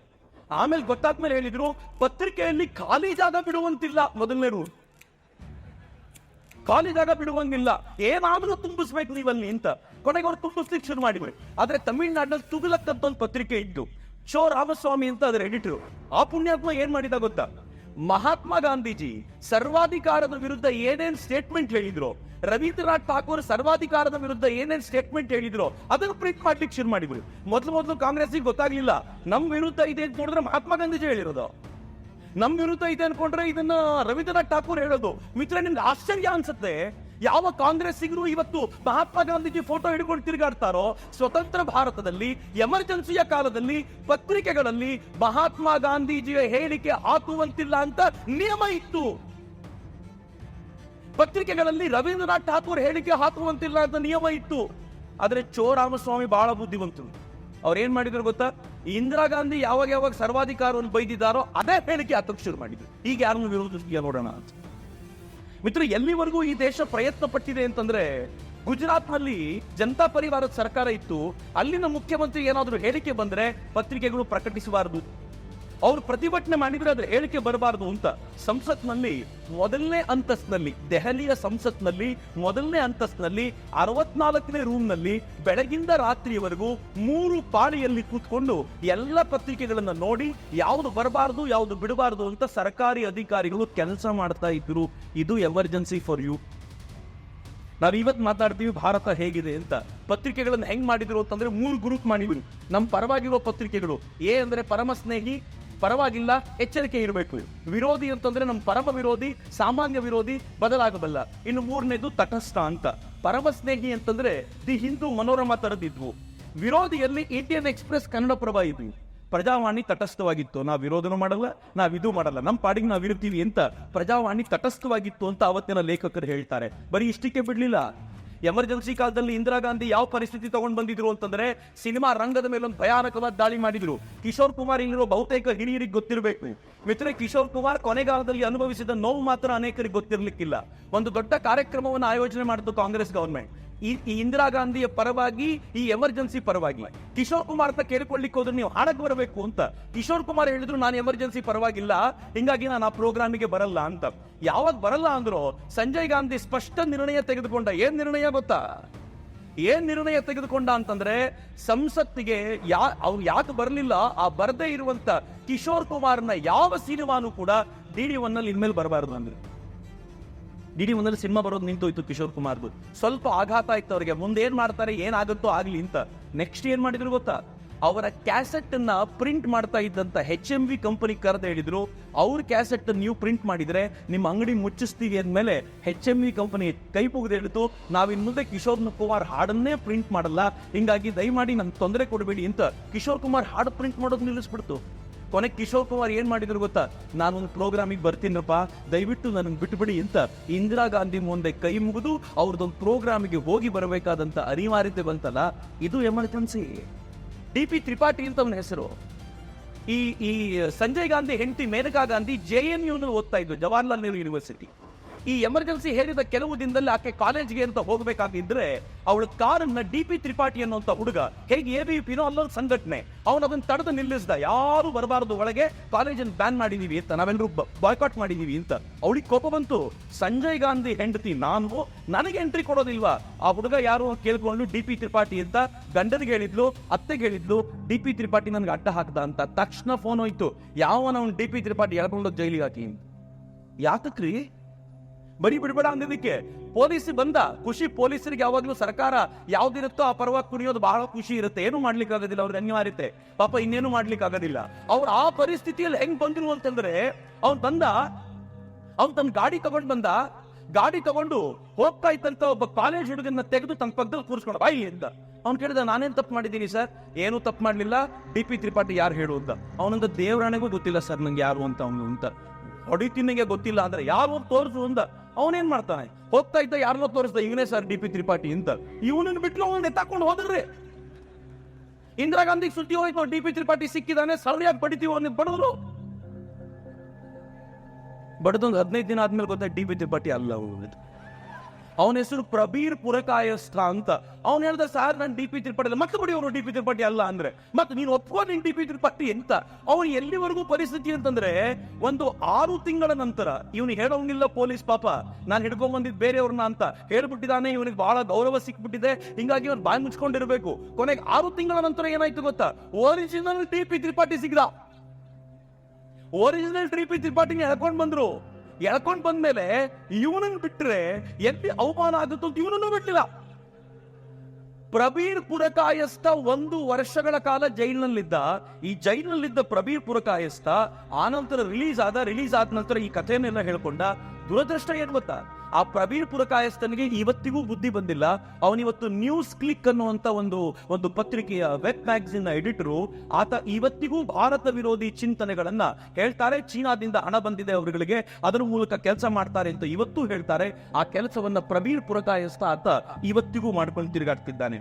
ಎಷ್ಟು ಜನ ರಾಜಕಾರಣಿಗಳು, ಎಷ್ಟು ಜನ ಜೈಲಿನಲ್ಲಿದ್ರು ಅಂತಂದ್ರೆ, ಮೀಸಾ ಅಡಿಯಲ್ಲಿ 1012 ಜನ ಬಂಧಿತರಾಗಿದ್ರು, 80 ಜನ ರಾಜಕಾರಣಿಗಳು ಜೈಲಲ್ಲಿದ್ರು, 51 ಜನ ಸರ್ಕಾರಿ ನೌಕರರಿದ್ರು. ಇದು ಬಿಟ್ಟು ಇತರೆ ಜನ 1,11,000 ಜನ ಬೇರೆ ಬೇರೆ ಕಾನೂನಡಿ ಬಂಧಿತರಾಗಿದ್ರು. ಈಗ ನೋಡಿ, ಬಂಧಿತರಾದವರಲ್ಲಿ RSS ಅವರು 3,500 ಜನ, ಜನಸಂಘ ಪಾರ್ಟಿಗೆ ಸೇರಿದವರು 772 ಜನ, ಒಟ್ಟು ಸಂಘ ಪರಿವಾರದಿಂದ 4,000ಕ್ಕೂ ಹೆಚ್ಚು ಜನ ಇದರ ವಿರುದ್ಧವಾಗಿ ಹೋರಾಟ ಮಾಡ್ತಾ ಜೈಲಲ್ಲಿ ಕೊಳಿತಾ ಇದ್ರು. CPM ನಿಂದ, ಕಮ್ಯುನಿಸ್ಟ್ ಪಾರ್ಟಿಯಿಂದ 80 ಜನ, ಕಾಂಗ್ರೆಸ್ ನಿಂದ 25 ಜನ ಮತ್ತು DMK ಇಂದ 5 ಜನ ಮಾತ್ರ ಬಂಧಿತರಾಗಿದ್ರು. ಇವರಿಗೆ ಮಾತನಾಡೋ ನೈತಿಕತೆಯೇ ಇಲ್ಲ ರೀ. ಈ ದೇಶಕ್ಕೆ ಯಾವತ್ ಸಮಸ್ಯೆ ಬಂದಿದೆಯೋ ಆ ಹೋರಾಟಕ್ಕೆ ನಿಂತಿರೋದು ರಾಷ್ಟ್ರೀಯ ಸ್ವಯಂ ಸೇವಕ ಸಂಘ ಅಂತ ಇದು ಕೂಡ ಹೇಳುತ್ತಲ್ಲ. ಆ ಕಾರಣ ಕೋಪ ಅವ್ರಿಗೆ ಕೋಪ ಯಾಕೆ ಅಂತಂದ್ರೆ, ಇದನ್ನೆಲ್ಲ ಜನರಿಗೆ ಮುಟ್ಟಿಸ್ತೀವಿ ಅಂತ. ಆದ್ರೆ ನಾನು ನಿಮ್ಗೊಂದು ಗಂಭೀರವಾದ ಕಥೆ ಹೇಳ್ತೀನಿ, ಒಂದು ಗಂಭೀರವಾದ ಒಂದು ಹೃದಯ ಕಲಕುವಂತ ಘಟನೆ ಹೇಳ್ತೀನಿ. ನಾನು ಆ ಪುಸ್ತಕವನ್ನ ಇದರ ಕುರಿತಂತೆ ಓದಿದ ಮೇಲೆ, ಆ ಪುಸ್ತಕ ಪೂರ್ತಿ ಓದಿದೆ. ಎಮರ್ಜೆನ್ಸಿ ನಾನು ಭಾಷಣ ಮಾಡ್ಲಿಕ್ಕೆ ಬಂದಿರೋ ಸುಮ್ಮನೆ ಅಲ್ಲ. ಈ ಘಟನೆ ಕೇಳಿದ ನಂತರ ರಕ್ತ ಕುದಿಯುತ್ತೆ. ಮಿತ್ರ, ಈ ಚಿತ್ರದಲ್ಲಿ ಕಾಣುವಂತ ಹುಡುಗರ ಹೆಸರು ರಾಜನ್ ಅಂತ. ಕ್ಯಾಲಿಕಟ್ನ ಇಂಜಿನಿಯರಿಂಗ್ ಕಾಲೇಜಲ್ಲಿ ಓದ್ತಾ ಇದ್ದ. KREC ಕ್ಯಾಲಿಕಟ್ನ ಇಂಜಿನಿಯರಿಂಗ್ ಕಾಲೇಜಲ್ಲಿ ದೊಡ್ಡ ಇದರಲ್ಲಿ ಓದ್ತಾ ಇದ್ದಂತ ಹುಡುಗ. ಕಮ್ಯುನಿಸ್ಟ್ ಪಾರ್ಟಿ ಬೆಂಬಲಿಗರಾಗಿದ್ದ. ಒಂದ್ಸಲ ಏನಾಯ್ತು, ಇವನು ಇಂದಿರಾ ಗಾಂಧಿ ವಿರುದ್ಧ ಕೆಲಸ ಮಾಡ್ತಿದ್ದಾನೆ ಅಂತ ಸುದ್ದಿ ಹೋಗಿದ್ದಕ್ಕೆ ಪೊಲೀಸರು ಕಾಲೇಜಿಗೆ ಹೋದ್ರು. ರಾತ್ರಿ ಸುಮಾರು 10-10ವರೆಗೆ ಕಾಲೇಜಲ್ಲಿ ಕೇಳಿದ್ರು, ಇವನಿದಾನ, ರಾಜನ್ ಇದಾನ ಅಂತ. ಅವ್ರಿಲ್ಲ, ಹಾಸ್ಟೆಲ್ ಇದಾರೆ ಅಂದ್ರು. ಹಾಸ್ಟೆಲ್ಗೆ ಹೋದ್ರು. ರಾಜನ್ ಮತ್ತು ಅವನಿಬ್ಬರು ಗೆಳೆಯರನ್ನ ಎತ್ತಾಕೊಂಡೋದ್ರು. ಅಷ್ಟೇ ಗೊತ್ತಿರೋದು, ಜಗತ್ತಿಗೆ ಗೊತ್ತಿರೋದು ಅಷ್ಟೇ. ಎತ್ತಾಕೊಂಡು ಹೋಗಿ ಪಕ್ಕದ ಜಾಗದಲ್ಲಿ ಒಂದು ಏರಿಯಾದಲ್ಲಿ ಅವ್ನು ಹಿಡ್ಕೊಂಡ್ರು. ಮಿತ್ರ, ಅವ್ನು ರಾತ್ರಿ ಇಡೀ ಕೂಗಾಡೋದು ಹುಡುಗರಿಗೆ ಕೇಳಿಸ್ತಾ ಇತ್ತು, ಅರಚಾಡ್ತಾ ಇದ್ದ. ಒಂದ್ ಸ್ವಲ್ಪ ಹೊತ್ತಾದ್ಮೇಲೆ ಅರಚಾಟ ನಿಂತೋಯ್ತು. ಅವನಿಗೆ ಬೇರೆ ಕಡೆ ಎಲ್ಲೋ ತಗೊಂಡು ಹೋಗಿರ್ಬೇಕು ಅಂತ ಆಯ್ತು. ಮನೆಯಲ್ಲಿ ಅವರಪ್ಪ ಸರ್ಕಾರಿ ನೌಕರರಾಗಿದ್ದವರು, ನನ್ನ ಮಗ ಈಗ ಬರ್ತಾನೆ ಅಂತ ಕಾದ್ರು. ಒಂದಿನ ನೋಡಿದ್ರು, ಎರಡನೇ ದಿನನೂ ಬರ್ಲಿಲ್ಲ. ಡೈರೆಕ್ಟ್ ಆಗಿ ಕಾಲೇಜಿಗೆ ಹೋದ್ರು. ಕಾಲೇಜ್ ಹೇಳಿದ್ರು ಪೊಲೀಸರು ಕರ್ಕೊಂಡು ಹೋಗಿದ್ದಾರೆ ಅಂತ. ಸ್ಟೇಷನ್ಗೆ ಹೋದ್ರು, ಪೊಲೀಸರು ಹೇಳಿದ್ರು ನಮ್ಮ ಹತ್ರ ಯಾರು ಇಲ್ವಲ್ಲ ಈ ತರದ ಹುಡುಗ ಅಂತ. ಹಾಸ್ಟೆಲ್ಗೆ ಬಂದ್ರು, ಹಾಸ್ಟೆಲ್ನವರು ಹೇಳಿದ್ರು ಪೊಲೀಸರು ಕರ್ಕೊಂಡು ಹೋದ್ರು ಅಂತ. ಸೊ ಇವರೆಲ್ಲ ಕೇಳಿ ಪೊಲೀಸರಿಂದ ಅಲ್ದಾಡೋದು, ಆನಂತರ ಮಂತ್ರಿಗಳ ಮನೆಗೆ ಹೋಗೋದು, ಕೋರ್ಟಿಗೆ ಹೋಗಬೇಕು ಅಂತಂದ್ರೆ ಕೋರ್ಟ್ ನಲ್ಲಿ ಈ ತರದನ್ನ ಪ್ರಶ್ನಿಸುವಂತಿಲ್ಲ ಅಂತ ಅಮೆಂಡ್ಮೆಂಟ್ ಆಗೋಗಿದೆ, ಅಲ್ಲಿ ಕೇಳುವಂತಿಲ್ಲ. ಯಾರನ್ನು ಕೇಳಬೇಕು? ಹೇಬಿಯಸ್ ಕಾರ್ಪಸ್ ಅರ್ಜಿ ಹಾಕುವಂತಿಲ್ಲ, ಯಾರು ಈ ಪ್ರಶ್ನೆ ಮಾಡಬೇಕು ಅಂತ ಅವ್ರು ಎಲ್ಲ ಕಡೆ ಅಲ್ದಾಡಿದ್ರು. ಎಲ್ಲ ಮಂತ್ರಿಗಳ ಮನೆಗೆ, ತಮಗೆ ಗೊತ್ತಿದ್ದ ಅಧಿಕಾರಿಗಳ ಮನೆಗೆ, ಎಲ್ಲರ ಮನೆಗೆ ಹೋದ್ರು, ಯಾರು ಉತ್ತರ ಕೊಡ್ತಿಲ್ಲ. ಮಿತ್ರೆ, ಮನೆಯಲ್ಲಿ ಅವನ ತಾಯಿ ಮಗ ಇವತ್ತು ಬರ್ತಾನೆ ಅಂತ ಕಾದು 3-4 ತಿಂಗಳಾಗೋದಷ್ಟೊತ್ತಿಗೆ ಹುಚ್ಚಿಡ್ದು ಬಿಡ್ತು ಅವಳಿಗೆ. ಮಗ ಮನೆಗೆ ಬರಲಿಲ್ಲ. ಆ ಪುಸ್ತಕದಲ್ಲಿ ಬರೀತಾರೆ, ಏನ್ ಹೇಳ್ತಾರೆ ಗೊತ್ತೇನು? ಅವಳು ಬಿಸ್ಕೆಟ್ ಎತ್ತಿಟ್ಕೊಳ್ತಿದ್ಲಂತೆ ರಾಜನ ತಾಯಿ. ನನ್ನ ಮಗ ಇವತ್ತು ಬಂದರೆ ಬಿಸ್ಕೆಟ್ ಕೊಡಬೇಕು, ಇವತ್ತು ಬರಲಿಲ್ಲ, ನಾಳೆ ಬರ್ಬೋದು ಅಂತ ಎತ್ತಿಟ್ಕೊಳ್ಳೋದು, ಯಾರಿಗೂ ಕೊಡ್ತಿರ್ಲಿಲ್ವಂತೆ. ಕೊನೆಗೆ ಈ ಬಿಸ್ಕೆಟ್ ಇನ್ನು ಹಾಳಾಗಿದೆ ಅಂತ ಗೊತ್ತಾದಾಗ ಯಾರಾದ್ರೂ ಹುಡುಗರು ಬಂದ್ರೆ ತಗೊಳ್ರೋ, ತಿನ್ರೋ, ನನ್ನ ಮಗ ಬರಲೇ ಇಲ್ಲ ಅಂತ. ಅವಳು ಮಗ ಬರಲಿಲ್ಲ ಅಂತ ಕಣ್ಣೀರಿಟ್ಕೊಂಡೆ 1-1.5 ವರ್ಷದ ನಂತರ ಪ್ರಾಣ ಕೊಟ್ಬಿಟ್ಲು. ಅವನ ಹೆಂಡತಿ ಹುಂಚಿಯಾಗಿ ಸತ್ತೋಗ್ಬಿಟ್ಲು. ಆದ್ರೂ ಮಗ ಸಿಗಲಿಲ್ಲ. ಕೊನೆಗೆ ಈ ಎಮರ್ಜೆನ್ಸಿ ಕಳೆದ ನಂತರ ಈ ಹೇಬಿಯಸ್ ಕಾರ್ಪಸ್ ಅರ್ಜಿ ಹಾಕ್ಬೋದು ಅಂತ ಗೊತ್ತಾದಾಗ ಕೋರ್ಟ್ಗಳು ಪೊಲೀಸರಿಗೆ ತಾಕೀತ್ ಮಾಡೋದು, ಬಾಯಿ ಮುಚ್ಕೊಂಡು ಕರ್ಕೊಂಡ್ಬಂದು ನಿಲ್ಸಿ ಅವನನ್ನ. ಆಗ ಕೋರ್ಟ್ ಹೇಳ್ತು, ಆ ಪೊಲೀಸರು ಹೇಳಿದ್ರು, ನಾವು ಕರ್ಕೊಂಡು ಹೋಗಿದ್ ನಿಜ, ಆದ್ರೆ ಅವನಿಗೆ ಏಟ್ ಹೊಡಿಬೇಕಾದ್ರೆ ಸತ್ತೋಗ್ಬಿಟ್ಟ ಅಂದ್ರು. ಮಿತ್ರ, ಹೊಡೆದಿರೋದು ಹೆಂಗೆ? ಭಯಾನಕವಾದ ಚಿತ್ರ ಹಿಂಸೆ ಕೊಟ್ಟು ಅದನ್ನು ತಾಳ್ಕೊಳ್ಳಿಕ್ಕಾಗದೆ ಅವನನ್ನು ಸಾಯಿಸ್ಬಿಟ್ರು. ಎಲ್ಲಿ ಹೋಯ್ತು ಒಂದು ಬಾಡಿ ಅಂತ ಕೇಳಿದರೆ ಯಾರಿಗೂ ಗೊತ್ತಿಲ್ಲ. ಅವನ ಬಾಡಿ ಕೊನೆಗೂ ಸಿಗಲಿಲ್ಲ, ಏನಾಯ್ತು ಅಂತ ಗೊತ್ತಾಗ್ಲಿಲ್ಲ. ಅದಾದ 1 ವರ್ಷದ ನಂತರ ಮಲಯಾಳಂ ಮನೋರಮದಲ್ಲಿ ಒಬ್ಬ ಡ್ರೈವರ್ ಇಂಟರ್ವ್ಯೂ ಕೊಟ್ಟು ಏನು ಹೇಳ್ದ ಗೊತ್ತಾ? ಅವತ್ತಿನ ದಿನ ರಾತ್ರಿ ಪೊಲೀಸರು ನನ್ನ ಗಾಡಿಯನ್ನ ತಗೊಂಡ್ಬರ್ಲಿಕ್ಕೆ ಹೇಳಿದ್ರು. ಕಾಲೇಜಿನ ಹಾಸ್ಟೆಲ್ನ ಹಿಂಭಾಗದ ಒಂದು ಕೋಣೆಯಲ್ಲಿ ಒಂದು ಬಾಡಿ ಇತ್ತು. ಆ ಬಾಡಿಯನ್ನು ನಾನು ತಗೊಂಡು ಹೋದೆ. ಎಲ್ಲಿಗೆ ತಗೊಂಡು ಹೋದೆ ಅಂತಂದ್ರೆ ಒಂದು ಕಸಾಯಿ ಖಾನೆಗೆ ತಗೊಂಡು ಹೋದೆ. ದನಗಳಿಗೆ, ಹಂದಿಗಳಿಗೆ, ವಿಶೇಷವಾಗಿ ಹಂದಿಗಳಿಗೆ ಫೀಡ್ಸ್ ಏನು ಕೊಡ್ತಾರೋ ಆ ಫೀಡ್ಸ್ ಕೊಡುವಂತ ಜಾಗಕ್ಕೆ ಅವನನ್ನು ಕರ್ಕೊಂಡು ಹೋಗಿ ಚೂರು ಮಾಡಿ ಆ ಬಾಡಿಯನ್ನ ಹಂದಿಗಳಿಗೆ ಫುಡ್ ಮಾಡಿ ಹಾಕಿದ್ರಂತ್ರಿ. ಮಿತ್ರ, ಯಾವ ತಂದೆ ಸಹಿಸ್ಕೊಳ್ತಾರೆ ಇದನ್ನ? ಮಿತ್ರ, ಆ ತಂದೆ ಅನಂತರ ಅದ್ರ ಬಗ್ಗೆ ಪುಸ್ತಕ ಬರೆದ್ರು. ನಾನು ಯಾವ ಕಮ್ಯುನಿಸಮ್ನ ನಂಬಿದ್ನೋ ಆ ಒಬ್ಬ ಕಮ್ಯುನಿಸ್ಟ್ ಲೀಡರು ನನ್ನ ಸಪೋರ್ಟಿಗೆ ಬರಲಿಲ್ಲ. ಇವರೆಲ್ಲರೂ ಜೊತೆಲಿ ನಿಂತ್ಕೊಂಡು ಈ ಕೆಲಸ ಮಾಡಿಬಿಟ್ರು. ಯಾರೂ ಕೂಡ ಈ ನಾಡಿನಲ್ಲಿ ಸಪೋರ್ಟಿಗೆ ಬರೋದಿಲ್ಲ ಅಂತ ಬಹಳ ದುಃಖದಿಂದ ಅವ್ರ ತಂದೆ ಬರೆದಿರುವಂತ ಪುಸ್ತಕದ ಅದನ್ನೇ ಹಾಕೊಂಡಿದ್ದೀನಿ, ಮೆಮೊರೀಸ್ ಆಫ್ ಅ ಫಾದರ್ ಅಂತ ತನ್ನ ಮಗನ ಬಗ್ಗೆ ಪುಸ್ತಕ ಬರೆದಿದ್ದಾರೆ. ಇದು ಈ ತರ. ನೀವು ನಾಯಕರ ಹತ್ರ ಸತ್ಯ ಹೇಳುವಂತ ಜನ ಬಹಳ ಕಡಿಮೆ ಇರ್ತಾರೆ. ನಾಯಕರಿಗೆ ಇಷ್ಟನೂ ಆಗಲ್ಲ ಆ ಥರದವರು. ಸುಳ್ಳು ಹೇಳ್ಕೊಂಡು ನೀವು ಗ್ರೇಟು ಅಂತ ಖುಷಿಯಾಗಿ ಯಾರು ಹೇಳ್ತಿರ್ತಾರೋ ಅಂಥವರೇ ಸುತ್ತಲೂ ತಿರುಗಾಡ್ಕೊಂಡಿರ್ತಾರೆ. ಹಾಗೆ ಇಂದಿರಾ ಗಾಂಧಿ ಸುತ್ತಲೂ ಇದ್ದ ಈ ಜನ ಏನ್ ಹೇಳಿದ್ರು ಗೊತ್ತಾ? ಈ ಜನ ಹೇಳಿದ್ರು, ಏನ್ ಮೇಡಮ್, ದೇಶದ ಮೂಲೆಯಲ್ಲಿ ಇಂದಿರಾ ಗಾಂಧಿ ಅಂದ್ರೆ ಏನ್ ರೆಸ್ಪೆಕ್ಟ್ ಗೊತ್ತಾ? ಈಗ ಬಸ್ಸುಗಳು ಟೈಮ್ ಸರಿಯಾಗಿ ಬರ್ತಿವೆ, ಟ್ರೈನ್ ಟೈಮ್ ಸರಿಯಾಗಿ ಬರ್ತಿದೆ, ಎಲ್ಲ ಸರ್ಕಾರಿ ಆಫೀಸ್ಗಳು ಪರ್ಫೆಕ್ಟ್ ಆಗಿ ಕೆಲಸ ಮಾಡ್ತಿವೆ, ಎಲ್ಲರೂ ಪ್ರಾಬ್ಲಮ್ ಇಲ್ಲ, ಜನ ಖುಷಿಯಾಗಿ ಬಿಟ್ಟಿದ್ದಾರೆ. ಮತ್ತೊಮ್ಮೆ ಇಂದಿರಾ ಗಾಂಧಿನೇ ಬರಬೇಕು, ಎಮರ್ಜೆನ್ಸಿ ಇರಬೇಕು ನಮಗೆ ಅಂತ ಕೇಳ್ಕೊಳ್ಳೋ ಮಟ್ಟಿಗೆ ಬಂದಿದ್ದಾರೆ ಅಂತ. ಇಂದಿರಾ ಗಾಂಧಿ ಬಹಳ ಖುಷಿ ಆಯ್ತು. ಇಂದಿರಾ ಗಾಂಧಿ ಹೇಳಿದ್ರು, ಆಗಿದ್ರೆ ಎಲೆಕ್ಷನ್ಗೆ ಹೋಗೋಣ, ಅಧಿಕೃತವಾಗಿ ಗೆಲ್ಲೋಣ ಅಂತ. ಇಂದಿರಾ ಗಾಂಧಿ ಎಲೆಕ್ಷನ್ಗೆ ಹೋದ್ರು. ಆದ್ರೆ ಈ ದೇಶದ ಜನ ಬಹಳ ಬುದ್ಧಿವಂತರಾಗಿದ್ದರಿಂದ ಇಂದಿರಾ ಗಾಂಧಿ ಅವರಿಗೆ ಹೀನಾಯವಾದ ಸೋಲನ್ನು ಕೊಟ್ಟು ಇಂದಿರಾ ಗಾಂಧಿ ಅವರನ್ನ ಪದವಿಯಿಂದ ಕೆಳಗಿಳಿಸಿ ಆ ಜಾಗದಲ್ಲಿ ಮತ್ತೊಬ್ಬರನ್ನ ಜನತಾ ಪರಿವಾರದಿಂದ ಮತ್ತೊಬ್ಬರನ್ನ ಕೂರಿಸುವಂತ ಒಂದು ವ್ಯವಸ್ಥೆ ಮಾಡ್ಲಾಯ್ತಲ್ಲ, ಭಾರತ ಉಳ್ಕೊಳ್ತು ಅಂತ. ಅಕಸ್ಮಾತ್ ಅವತ್ತೇನಾದ್ರೂ ಇಂದಿರಾ ಗಾಂಧಿ ಸೋಲಿಲ್ಲ ಅಂದಿದ್ರೆ ಭಾರತ ಉಳ್ಕೊಳ್ತಿರ್ಲಿಲ್ಲ ರೀ.